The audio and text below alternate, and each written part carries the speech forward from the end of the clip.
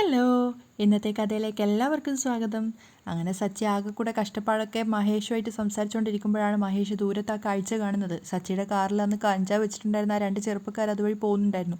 അപ്പോൾ പെട്ടെന്ന് തന്നെ മഹേഷ് സച്ചിയോട് പറയാണ്, അവർ രണ്ടുപേരുമാണ് നിൻ്റെ കാറിൽ കഞ്ചാവ് വെച്ചത്. കേട്ട പാതി കേൾക്കാത്ത പാതി സച്ചി അവരുടെ പിന്നാലെ ഓടുകയാണ്. അങ്ങനെ അവർ രണ്ടുപേരെയും പിടിച്ചിട്ട് സച്ചി ഒരുപാട് തല്ലിയിട്ടുണ്ടായിരുന്നു. അവസാനം അടുത്ത് കിട്ടിയൊരു കല്ലെടുത്തിട്ട് അയാളുടെ തലയിൽ എറിയാൻ പോകുമ്പോഴേക്കും അയാൾ സത്യം പറയാണ്, എന്നെ ഒന്നും ചെയ്യരുത്, ഞാനല്ല, ഗജാനന്ദൻ പറഞ്ഞിട്ടാണ് എല്ലാം ചെയ്തത്. ഏത് ഗജാനന്ദൻ? ആ പലിശ ഗജാനന്ദനോ? ആ, അയാൾ തന്നെ. മഹേഷ് ഓടി വരുമ്പോഴേക്കും അവൻ പോകുന്നുണ്ടായിരുന്നു. അപ്പം മഹേഷ് ചോദിക്കുകയാണ്, ഇതെന്താ അവനെ വെറുതെ വിട്ടത്? ഇവനെ കിട്ടിയിട്ട് കാര്യമില്ല, ഇവനെ കൊണ്ട് എല്ലാം ആ ഗജാനന്ദൻ ചെയ്യിച്ചതാ, ആ ബ്ലേഡ് ഗജാനന്ദൻ. അവൻ എവിടെയുണ്ടെങ്കിലും വിടില്ല ഞാൻ. ശ്രുതി അമ്പലത്തിൽ നിന്ന് വന്നിട്ട് കമ്മൽ അഴിച്ചു മാറ്റാൻ നോക്കുമ്പോൾ ശ്രുതി പറയുന്നുണ്ട്, ശ്രുതി അത് അഴിച്ചു മാറ്റണ്ട, അതവിടെ കിടന്നോട്ടെ, നിനക്ക് നല്ല ഭംഗിയുണ്ട്. അപ്പം ശ്രുതിയും പറയാണ്, ശ്രുതിയുടെ ഇഷ്ടം പോലെ ആവട്ടെ. അതിനുശേഷം ശ്രുതിയെ തന്നെ നോക്കി പ്രണയത്തോടെ നിൽക്കുന്ന സമയത്ത് അവൾ ചോദിക്കുന്നുണ്ട്, എന്താ ഇങ്ങനെ നോക്കുന്നേ? എൻ്റെ ഭാര്യ എനിക്ക് നോക്കാൻ പാടില്ലേ? അതെന്താ ആദ്യമായിട്ടാണോ എന്നെ കാണുന്നേ? എത്ര വട്ടം കണ്ടു കഴിഞ്ഞാലും നിന്നെ ഓരോ തവണ കാണുമ്പോഴും ആദ്യമായിട്ട് കാണുന്നത് പോലെയാ. ശ്രുതി ഇങ്ങനെ പ്രണയത്തോടെ പറയാണ്. ശ്രുതി രാവിലെ തന്നെ റൊമാൻറ്റിക് മൂഡിലാണല്ലോ? ശ്രുതി ചോദിക്കുന്നുണ്ട്. റൊമാൻറ്റിക്കിന് അങ്ങനെ രാവിലെ ഉച്ചാന്നൊന്നും ഇല്ല, ഏത് നേരത്തും വരാം. അതൊക്കെ പോട്ടെ, നീ എന്താ പ്രാർത്ഥിച്ചത്? എങ്ങനെ? നീ എന്താ അമ്പലത്തിൽ പോയപ്പോൾ പ്രാർത്ഥിച്ചതെന്ന്? അയ്യോ, അത് ഞാനും ദൈവവും തമ്മിലുള്ളതാ. അങ്ങനെയല്ല, ഞാൻ നിൻ്റെ ഭർത്താവല്ലേ, നീ എന്നോട് പറ. അപ്പോൾ ശ്രുതി പറയുന്നുണ്ട്, അയ്യടെ മോനെ, അത് മൂന്നാമതൊരാൾ അറിഞ്ഞാൽ അത് പ്രാർത്ഥിച്ചതിൻ്റെ ഫലം കിട്ടില്ല എന്നാ. അത് സാരമില്ല, ഞാൻ നിൻ്റെ ഭർത്താവല്ലേ, എന്നോട് പറ, ഞാൻ പ്രാർത്ഥിച്ചെന്താണ് ഞാൻ നിന്നോട് പറയാലോ. അങ്ങനെ പറയരുത് ശ്രുതി, അപ്പോൾ അതിന് ഫലം കിട്ടില്ല എന്നൊക്കെ ശ്രുതി പറയുന്നുണ്ട്. അതൊന്നും സാരമില്ല, എന്നോട് പറ, നീ എന്താ പ്രാർത്ഥിച്ചതെന്ന് അറിയില്ല, എനിക്കൊരു സമാധാനം കിട്ടില്ല. ശ്രുതി ഇങ്ങനെ ചോദിച്ചുകൊണ്ടേയിരിക്കുകയാണ്. അപ്പോഴേക്ക് ശ്രുതി പിണങ്ങിയിട്ട് എഴുന്നേറ്റ് പോവാണ്. പിന്നാലെ തന്നെ പോയിട്ട് ശ്രുതി പറയുന്നുണ്ട്, ശ്രുതി, നീ എന്നോടെല്ലാം പറയുന്ന ഞാൻ കരുതിയത് തെറ്റിപ്പോയി എനിക്ക്. ശ്രുതി സീരിയസ് ആയിട്ട് പറയണം. അപ്പോഴേക്കും ശ്രുതി പറയുന്നുണ്ട്, ശ്രുതി അങ്ങനെ പിണങ്ങാൻ മാത്രം ഒന്നുമില്ല, പ്രത്യേകിച്ച് പറയാനും ഒന്നുമില്ല. എല്ലാവരും നന്നായിട്ടിരിക്കണം, പാർലർ നന്നായിട്ട് പോവണം, ശ്രുതിക്കൊരു ജോലി കിട്ടണം, ഇതൊക്കെയാണ് പ്രാർത്ഥിച്ചേ. പക്ഷെ അപ്പോഴും ശ്രുതിയുടെ മുഖം തെളിയുന്നില്ല. അപ്പം ഇതിന് പിണങ്ങിയോ എന്നൊക്കെ ശ്രുതി ചോദിക്കുന്നുണ്ട്. ഞാൻ ചോദിച്ചപ്പോൾ നിനക്ക് ആദ്യം തന്നെ പറഞ്ഞുകൂടായിരുന്നോ? ശ്രുതിയും പറയാണ്. ഈ ശ്രുതിയുടെ ഒരു കാര്യം, ദേഷ്യം വന്നു എന്നോട്. ശ്രുതി പുഞ്ചിരിച്ചുകൊണ്ട് പറയാണ്. അപ്പോൾ ശ്രുതി പറയുന്നുണ്ട്, പിന്നെ വരാതെ. ശ്രുതി, എനിക്കൊരു നിർബന്ധമുണ്ട്, നമുക്കിടയിൽ ഒരു രഹസ്യവും പാടില്ല. നീ എല്ലാ കാര്യങ്ങളും എന്നോട് ഷെയർ ചെയ്യണം. അത് കേട്ടപ്പോൾ തന്നെ ശ്രുതിയുടെ മുഖം വാടുകയാണ്. കാരണം ഏറ്റവും വലിയ കള്ളത്തരം അവനിൽ നിന്നും മറച്ചു നിൽക്കുകയാണ്. നിന്നെക്കുറിച്ച് ഞാൻ എല്ലാം അറിയണം, ഞാൻ ഒന്നും അറിയാതിരിക്കരുത്. ശ്രുതി പറയുന്ന സമയത്ത് ശ്രുതി വെറുതെ കാട്ടിക്കൂട്ടി ഒന്ന് പുഞ്ചിരിക്കുകയാണ്. കാരണം അവളുടെ ഉള്ളിൽ പെടയുന്നുണ്ടായിരുന്നു. കാരണം ആ സമയത്ത് അവളുടെ ഉള്ളിൽ നിറയുന്നത് മുഴുവൻ ആദിയും അമ്മയും ആയിരുന്നു. എവിടെ വെച്ച് തന്നെ കണ്ടാലും ആൻറ്റി എന്ന് വിളിച്ച് ഓടി കെട്ടിപ്പിടിക്കുകയായിരുന്ന തൻ്റെ മകൻ. ആ ഒരു ചിന്തയിൽ നിൽക്കുന്ന ശ്രുതിയോട് ശ്രുതി പറയാണ്, ഞാനും അങ്ങനെ തന്നെയാ.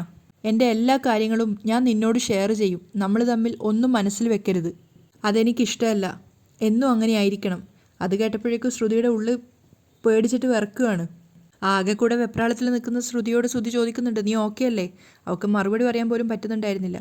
പറഞ്ഞത് കേട്ടില്ലേ, നീ ഓക്കെ അല്ലേന്ന്? ആ, ഓക്കെയാണ്, എന്നും അങ്ങനെ തന്നെ വേണം. ശ്രുതി അങ്ങനെ പറഞ്ഞിട്ടാണ് പോകുന്നത്. ശ്രുതി പോയെങ്കിലും ശ്രുതിയുടെ ഉള്ളിൽ നിന്ന് ആ പേടി മറയുന്നുണ്ടായിരുന്നില്ല. രേവതി അടുക്കളയൊക്കെ വൃത്തിയായിക്കൊണ്ടിരിക്കുമ്പോഴാണ് ഭാമ അങ്ങോട്ടേക്ക് വന്നത്. കാരണം ക്ഷേത്രത്തിൽ വന്ന കാര്യം അറിയാൻ വേണ്ടിയിട്ടാണ് വന്നത്. പക്ഷെ അതൊന്നും ചോദിക്കാതെ പറയുന്നുണ്ട്, ക്ഷേത്രത്തിൽ വരികയായിരുന്നെങ്കിൽ നീ എന്താ ചന്ദ്രയുടെ കൂടെ വരാതിരുന്നത്?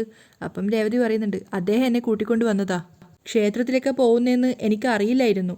അപ്പോൾ ഭാമയും പുഞ്ചിരിച്ചുകൊണ്ട് ചോദിക്കുകയാണ്, അല്ല, നിങ്ങൾ രണ്ടുപേരും ക്ഷേത്രത്തിൽ വെച്ച് ആരോട് സംസാരിക്കുന്നത് കണ്ടായിരുന്നല്ലോ, ആരാ അത്? അത് അദ്ദേഹത്തിൻ്റെ ഒരു പരിചയക്കാരനാ, കണ്ടപ്പോൾ വെറുതെ സംസാരിച്ചു എന്നേ ഉള്ളൂ. ഓ, ബാമയ്ക്ക് സമാധാനമായി. ആൻറ്റി ഇരിക്കും, ഞാൻ ചായ എടുക്കാം. രേവതി പറയുന്നുണ്ട്. വേണ്ട മോളെ, ഇവിടെ വരെ വന്നപ്പോൾ നിന്നെ ഒന്ന് കണ്ടിട്ട് പോവാന്ന് കരുതി. ബാമ നേരെ പോയത് ചന്ദ്രയുടെ അരികിലേക്കാണ്. ചന്ദ്ര അവരെയും കാത്തു നിൽക്കുകയാണ്. എന്താ അവൾ പറഞ്ഞേ? സച്ചിയും ആ ഫിനാൻസിയറും പരിചയക്കാരാ. അതാ അവർ തമ്മിൽ സംസാരിച്ചത്. നീ ഫിനാൻസിയറെ എടുത്ത് ആധാരം പണയപ്പെടുത്തിയതൊന്നും സച്ചി അറിഞ്ഞിട്ടില്ല. അറിഞ്ഞിരുന്നെങ്കിൽ രേവതി ഇപ്പോൾ എന്നോടത് തുറന്നു പറഞ്ഞേനെ. ഓ, ആശ്വാസം. ചന്ദ്ര സന്തോഷത്തോടെ പറയാണ്. അപ്പം ബാമ പറയുന്നുണ്ട്, ആശ്വസിക്കാൻ വരട്ടെ, അയാൾക്ക് പലിശ എങ്ങനെ കൊടുക്കും? അപ്പോഴേക്കും ചന്ദ്രയ്ക്ക് വീണ്ടും ടെൻഷനാവുകയാണ്. ഒരു വഴിയും കാണുന്നില്ലല്ലോ ഭാമേ. അങ്ങേര് ക്ഷേത്രത്തിൽ വെച്ച് പറഞ്ഞതൊക്കെ ഓർമ്മയുണ്ടല്ലോ അല്ലേ? എങ്ങനെയെങ്കിലും കാശ് കൊടുത്തേ പറ്റൂ. എന്താ ഒരു വഴി? ചന്ദ്ര ഇങ്ങനെ ടെൻഷനാവുകയാണ്. അതിനുശേഷം ഭാമയോട് പറയുന്നുണ്ട്, നീ വാ. നേരെ വന്ന് ശ്രുതിയെ ചോദിക്കുകയാണ്. ശ്രുതിയാണെങ്കിൽ വന്നപ്പോൾ തന്നെ അമ്മായി അമ്മയെ സോപ്പിടുന്നുണ്ട്. Thanks anti. എന്തിന്? എനിക്ക് ഇങ്ങനൊരു ജീവിതം തന്നതിന്. ഈ അടുത്ത കാലത്തൊന്നും ഞാൻ ഇത്രയധികം സന്തോഷിച്ചിട്ടില്ല. എൻ്റെ ലൈഫിലെ ഗോൾഡൻ ഡേയ്സായത്. അപ്പം ചന്ദ്ര പറയുന്നുണ്ട്, ഇനി അങ്ങോട്ട് എന്നും അങ്ങനെ തന്നെ ആയിരിക്കും മോളെ. ഈ വീട്ടിൽ എന്നും നീ സന്തോഷവതിയായിരിക്കും. അപ്പം പുഞ്ചിരിച്ചുകൊണ്ട് ശ്രുതിയും പറയുന്നുണ്ട്, അതിലെനിക്കൊരു സംശയവും ഇല്ല ആൻറ്റി. അപ്പോഴേക്കും ചന്ദ്ര വിഷയം എടുത്തിടുകയാണ്. എൻ്റെ തങ്കത്തിന് ഒന്നും തോന്നരുത്. ശ്രുതിയെ കവിളൊക്കെ തൊട്ടുകൊണ്ടാണ് പറയുന്നത്. അമ്മയ്ക്കൊരു കാര്യം പറയാനുണ്ടായിരുന്നു. എന്താ ആൻറ്റി? നമ്മൾ ഫിനാൻസറുടെ അടുത്ത് നിന്നും കാശ് കടം വാങ്ങിയിരുന്നല്ലോ, അതിൻ്റെ പലിശ കൊടുക്കണം മോളെ. ശ്രുതിയുടെ മുഖം വല്ലാതെ ആവുകയാണ്. അതിനേക്കാളും ദേഷ്യത്തിലാണ് ശ്രുതി നിൽക്കുന്നത്. അപ്പം ചന്ദ്ര പറയുന്നുണ്ട്, ബ്യൂട്ടി പാർലറിൽ നിന്നും കിട്ടുന്ന വരുമാനത്തിൽ നിന്നും മാസാമാസം പൈസ തരാമെന്ന് നീ എന്നോട് പറഞ്ഞിരുന്നു. ശ്രുതി ആകെ വല്ലാതെ നിൽക്കുകയാണ്. അപ്പം ചന്ദ്ര വിഷമത്തോടെ പറയുന്നുണ്ട്, ക്യാഷ് വേണമായിരുന്നു, ഇന്ന് പലിശ അടക്കണം മോളെ. അപ്പം ശ്രുതിയും പറയാണ്, ആൻറ്റിക്ക് തരാനായിട്ട് കാശ് എടുത്തു വെച്ചതാ, പക്ഷേ കല്യാണ ആവശ്യത്തിന് അത് ചിലവായി. ഇപ്പം എൻ്റെ ഒരു 10,000 രൂപ കാണും, അത് തരട്ടെ? അപ്പോൾ ചന്ദ്ര ചോദിക്കുന്നുണ്ട്, 10,000? പലിശ അടക്കാൻ അത് പോരല്ലോ മോളെ. എങ്കിൽ പിന്നെ എൻ്റെ കയ്യിൽ കിടക്കുന്ന വള തരാം, ആൻറ്റി ഇത് പണയം വെച്ച് പലിശ അടച്ചോളൂ. ശ്രുതി പെട്ടെന്ന് തന്നെ വള ഊരാൻ നോക്കുകയാണ്. അപ്പോഴേക്ക് ശ്രുതി ഇടപെടുന്നുണ്ട്. ശ്രുതി വേണ്ട, എന്തിനാ വെറുതെ വള കൊടുക്കുന്നേ? അപ്പം ശ്രുതി തിരിച്ച് അവനോട് പറയാണ്, ഈ പറഞ്ഞതൊന്നും ശ്രുതി കേട്ടില്ലേ? വാങ്ങിയ കാശിന് പലിശ അടക്കണം. എനിക്ക് ബ്യൂട്ടി പാർലർ തുടങ്ങാനും സ്വർണം വാങ്ങാനും ഒക്കെയാ ആൻറ്റി കടം വാങ്ങിയത്. ചന്ദ്ര വല്ലാത്തൊരവസ്ഥയിലാണ്. പക്ഷെ ശ്രുതിക്ക് ഇതൊന്നും തീരെ ഇഷ്ടപ്പെടുന്നുണ്ടായിരുന്നില്ല. ശ്രുതി അമ്മയുടെ മുഖത്ത് നീരസത്തോടെ നോക്കുകയാണ്. അപ്പം ശ്രുതി വേഗം പറയുന്നുണ്ട്, ആൻറ്റി ഈ വള പണയം വെച്ച് തൽക്കാലം ഈ മാസത്തെ പലിശ അടക്ക്. ചന്ദ്ര മറുത്തൊന്നും പറയുന്നില്ല. ശ്രുതിയാണെങ്കിൽ ഊരിയാലും കിട്ടില്ല എന്നുള്ള രീതിയിൽ വീണ്ടും വീണ്ടും വള ഊരാൻ ശ്രമിച്ചുകൊണ്ടിരിക്കുകയാണ്. ശരിക്കും അവൾക്കത് കൊടുക്കണമെന്ന് ആഗ്രഹം ഉണ്ടായിരുന്നില്ല. അപ്പോൾ ശ്രുതിയും പറയുന്നുണ്ട്, ശ്രുതി വള അങ്ങനെ ഊരൊന്നും വേണ്ട. വള ഊരി പലിശ അടക്കേണ്ട ഗതികേടൊന്നും ഇല്ല. കയ്യിൽ ആ വളയില്ലാതിരുന്ന അതൊരു അഭംഗിയാ. കാശല്ലേ അമ്മ ചോദിച്ചത്, അല്ലാതെ സ്വർണ്ണമൊന്നുമല്ലല്ലോ. ഇതൊന്നും അമ്മയ്ക്ക് ഇഷ്ടമല്ല. അമ്മേ വള വേണ്ടെന്ന് പറയമ്മേ, ശ്രുതി ചന്ദ്രയോട് പറയുന്നുണ്ട്. അത് പിന്നെ ചന്ദ്ര പരിങ്ങലിലാവാണ്.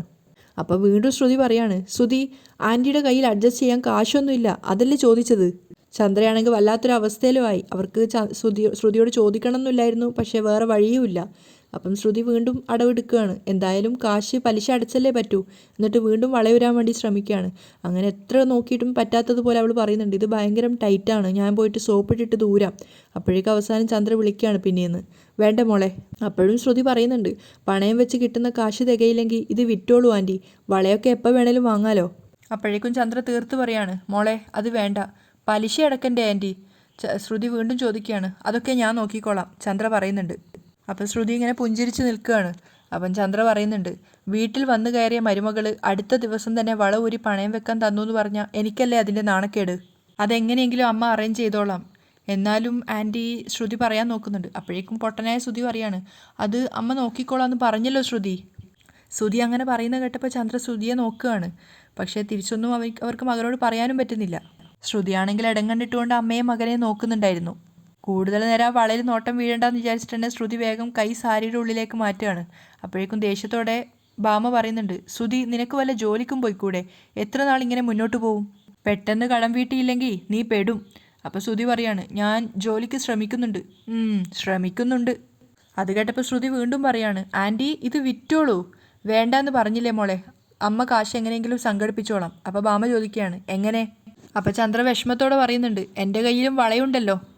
ശരി മോളെ. എന്നിട്ട് അവർ രണ്ടുപേരും അവിടുന്ന് പോവുകയാണ്. അപ്പോൾ ശ്രുതിയോട് പറയുന്നുണ്ട്, ശ്രുതി പെട്ടെന്നൊരു ജോലി കണ്ടെത്തണം. എൻ്റെ സ്റ്റാറ്റസിന് പറ്റിയ ജോലി കിട്ടണ്ടേ ശ്രുതി തിരിച്ചു പറയാണ്. അത് കേൾക്കുന്നുണ്ടായിരുന്നു ചന്ദ്രയും ഭാമയും. അപ്പോൾ ശ്രുതി പറയാണ്, എൻ്റെ മനസ്സിന് ഇഷ്ടപ്പെട്ടൊരു ജോലി കിട്ടിയാലേ ഞാൻ പോവൂ. അത് കേട്ട ഭാമ ചന്ദ്രയോട് പറയുന്നുണ്ട്, അവൻ ഈ ജന്മത്ത് ജോലിക്ക് പോകുമെന്ന് എനിക്ക് തോന്നുന്നില്ല. ശ്രുതിക്കാണെങ്കിലും ശ്രുതിയുടെ ആ ഒരു ജോലിയോടുള്ള നീരസം അല്ലെ പോകാനുള്ള ആ മടിയൊക്കെ ഒന്ന് ചെറുതായിട്ടൊരു വെട്ടിലാക്കുന്നുണ്ട്. പക്ഷെ അപ്പോഴും ചന്ദ്ര മകനെ സപ്പോർട്ട് ചെയ്തിട്ടാണ് ഭാമയോട് പറയുന്നത്, അവൾ പറഞ്ഞു വിട്ടോളൂ അവനെ. സ്റ്റെപ്പ് ഇറങ്ങി വരുമ്പം ഭാമ പറയുന്നുണ്ട്, നിനക്കവളോട് വള വാങ്ങായിരുന്നു. അപ്പം ചന്ദ്ര പറയാണ്, പിണക്കം മാറ്റി ശ്രുതിയുടെ അച്ഛനെ മലേഷ്യയിൽ നിന്ന് നാട്ടിലേക്ക് വരുത്തണ്ടേ? അയാൾ വന്ന് നോക്കുമ്പോൾ അവളുടെ കൈ വള കണ്ടില്ലെങ്കിൽ എന്ത് കരുതും? കുറച്ചിൽ നമുക്കല്ലേ ഭാമേ. അതുകൊണ്ടെന്താ, നിന്റെ വള പോയി കിട്ടി, അത്ര തന്നെ. ഭാമയെ തിരിച്ചു പറയുന്നുണ്ട്.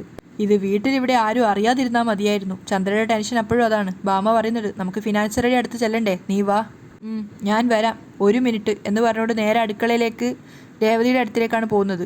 രേവതി, നീ എന്തിനാ എന്നോട് പറയാതെ ക്ഷേത്രത്തിൽ പോയത്? രേവതിയുടെ നേരെ ശബ്ദം എടുക്കുകയാണ്. അപ്പോൾ രേവതി പറയുന്നുണ്ട്, അദ്ദേഹം എന്നെ കൂട്ടിക്കൊണ്ട് പോയതാ അമ്മേ. എവിടെ പോവാണെങ്കിലും എന്നോട് പറഞ്ഞിട്ട് വേണം പോവാൻ. ചന്ദ്ര ദേഷ്യത്തോടെ പറയാണ്.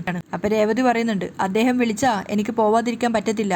അപ്പോൾ ചന്ദ്ര ദേഷ്യത്തോടെ ചോദിക്കുക, വീട്ടിൽ ജോലിയില്ലേ നിനക്ക്?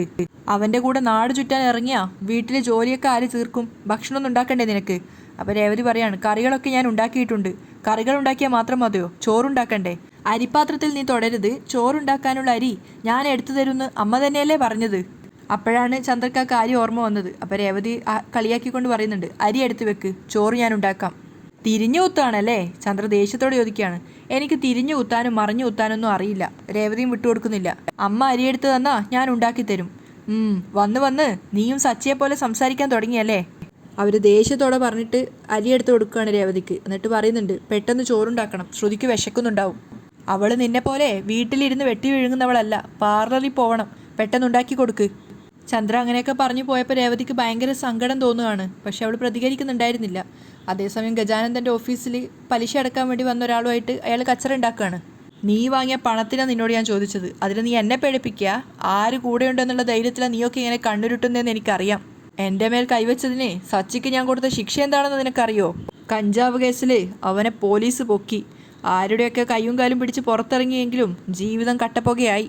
ഗജാനന്ദൻ അഹങ്കാരത്തോടെ ചിരിച്ചുകൊണ്ട് പറയാണ്, കാറ് പോലീസുകാരൻ തകരാറിലാക്കി, അതിപ്പോൾ വർക്ക്ഷോപ്പിലാ. ഇപ്പം തന്നെ 2 ലക്ഷം രൂപയോളം ചിലവായി എന്നാണ് കേട്ടത്. ഇപ്പോൾ വാടകക്കാറാണ് ഓടിക്കുന്നത്. വാടകയും ലോണും അടക്കാനൊന്നും പൈസയില്ല. കാശിനായിട്ടേ അവൻ നെട്ടോട്ട് ഓടുക. പറഞ്ഞത് കേട്ടല്ലോ, അവൻ വീണിരിക്കുക.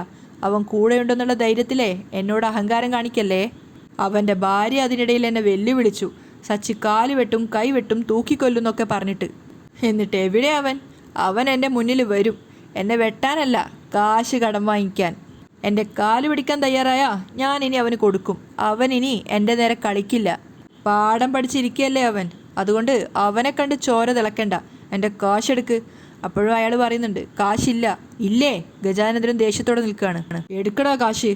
അപ്പോഴേക്കും സച്ചി തല്ലിയിട്ടുണ്ടായിരുന്ന അയാളെ തള്ളിയിട്ടുകൊണ്ട് സച്ചി അങ്ങോട്ടേക്ക് വരുന്നുണ്ട്. അപ്പോൾ ഗജാനന്ദൻ ചോദിക്കുകയാണ്, നീയോ? അതേടാ. അപ്പോൾ സച്ചി ആ കാശ് കൊടുക്കാനുള്ള അയാളോട് പറയാണ്, പൊയ്ക്കോ.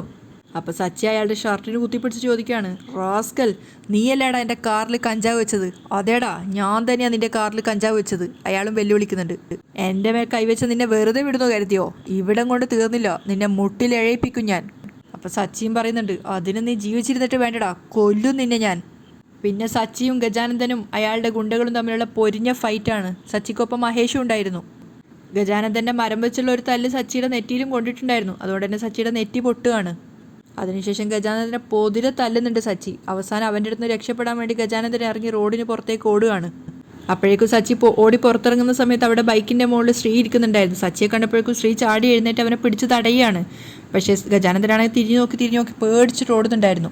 അപ്പം വേഗം ശ്രീ സച്ചിയെ പിടിച്ച് ചേർത്ത് നിർത്തുകയാണ്. മഹേഷും ഉണ്ടായിരുന്നു. അപ്പോൾ എന്തിനാ ഈ പ്രശ്നം ഉണ്ടാക്കുന്നതൊക്കെ ചോദിച്ച സമയത്ത് മഹേഷാണ് പറയുന്നത് ഗജാനന്ദനാണ് കാറിൽ കഞ്ചാവ് കടത്തിയെന്നൊക്കെയുള്ള കാര്യങ്ങൾ. അപ്പം സച്ചിയുടെ നെറ്റിക്ക് എന്താ പറ്റിയെന്നൊക്കെ ചോദിക്കുമ്പോൾ ഗജാനന്ദനുമായിട്ടുള്ള തല്ലിനിടയിൽ പറ്റിയതെന്നൊക്കെ മഹേഷ് പറയുന്നുണ്ട്. സച്ചിയാണെങ്കിൽ കുതറാൻ വേണ്ടി ശ്രമിക്കുന്നുണ്ട്, ഇവരെ കയ്യിൽ നിന്നും പോയിട്ട് ഗജാനന്ദനെ തല്ലാൻ വേണ്ടിയിട്ട്. അപ്പോഴേക്കും ശ്രീ പറയുന്നുണ്ട്, അവനെ വിട്, തൽക്കാലം നമുക്ക് ഹോസ്പിറ്റലിൽ പോവാം. അങ്ങനെ ശ്രീയുടെ കൂടെ എങ്ങനെയൊക്കെയോ സച്ചിയെ മഹേഷ് കയറ്റി വിടുകയാണ്. ശ്രീയാണെങ്കിൽ സച്ചിയും കൂട്ടി ഹോസ്പിറ്റലിലേക്കാണ് പോകുന്നത്. അതേസമയം ഫിനാൻസറെ കാണാൻ വേണ്ടിയിട്ട് ഭാമയും കൂട്ടിയിട്ട് വന്നിരിക്കുകയാണ് ചന്ദ്ര. കയ്യിൽ കുറച്ച് പണമുണ്ട്. അപ്പം ചന്ദ്ര വെപ്രാളത്തോടെയും പരിഭ്രമത്തോടെയും ഇരിക്കുന്ന കണ്ടപ്പം ഭാമ പറയുന്നുണ്ട്, ചന്ദ്ര നീ എന്തിനിങ്ങനെ പരിഭ്രമിക്കാൻ പേടിക്കുകയും ചെയ്യുന്നത്? നീ കുറച്ച് കാശ് കൊണ്ടുവന്നിട്ടുണ്ടല്ലോ, അത് കൊടുത്തിട്ട് തൽക്കാലം ഒരു അവധി പറയും. എന്തിനാ പേടിക്കുന്നതെന്നോ? ക്ഷേത്രത്തിൽ വെച്ച് അയാളെ കണ്ടപ്പോൾ എൻ്റെ ബോധം പോവേണ്ടതായിരുന്നു. ചന്ദ്ര പറയാണ്, വീട്ടുകാരെ എല്ലാവരെയും കൂട്ടിയിട്ട് വരാൻ അയാൾ പറഞ്ഞിരിക്കുന്നത്. ഞാനാണെങ്കിൽ തന്നെയല്ലേ വന്നിരിക്കുന്നത്.